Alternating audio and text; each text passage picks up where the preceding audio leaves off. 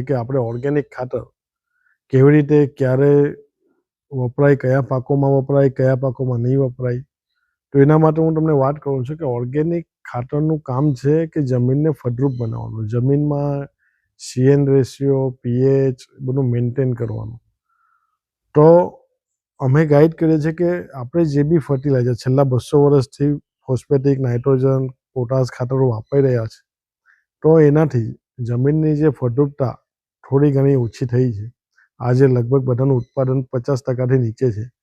તો આજે એ સમય આવી ગયો છે કે આપણે એમાં જરા પાક ફેરબદલી, લીલો પરવાસ આ બધું કરવાનો સમય બચ્યો નથી ને લોકો કરતા નથી. આજે ખેડૂતો કરતા નથી, એમની પાસે લેબરનો ઇસ્યુ છે, મજૂરો નથી મળતા, એટલા મોટા હાર્વેસ્ટિંગ મશીન નથી આપણી પાસે, એવી કોઈ મશીનરી અવેલેબલ એટલી ગામડાઓમાં છે નથી.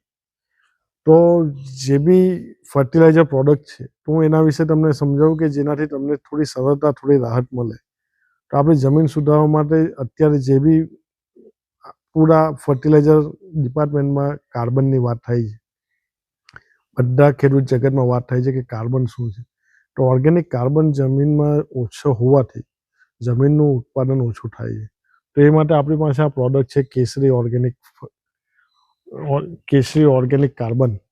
આ તમે જોઈ શકો.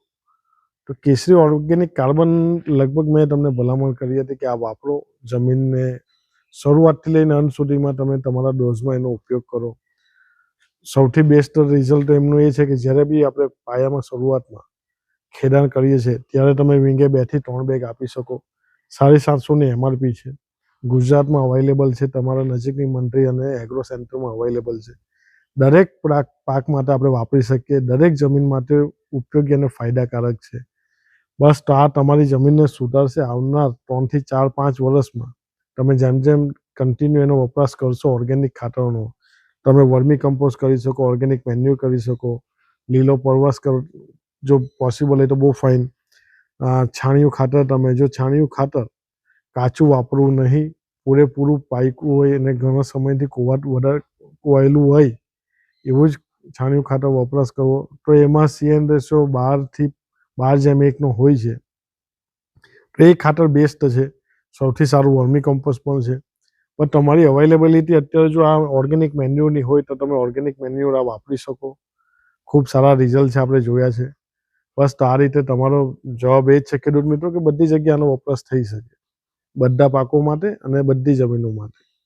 બસ થેન્ક યુ. આ રીતે વિડીયોને લાઈક કરજો, શેર કરજો, સબસ્ક્રાઈબ કરજો અને આપણા ખેડૂત ભાઈઓને આ વિડીયો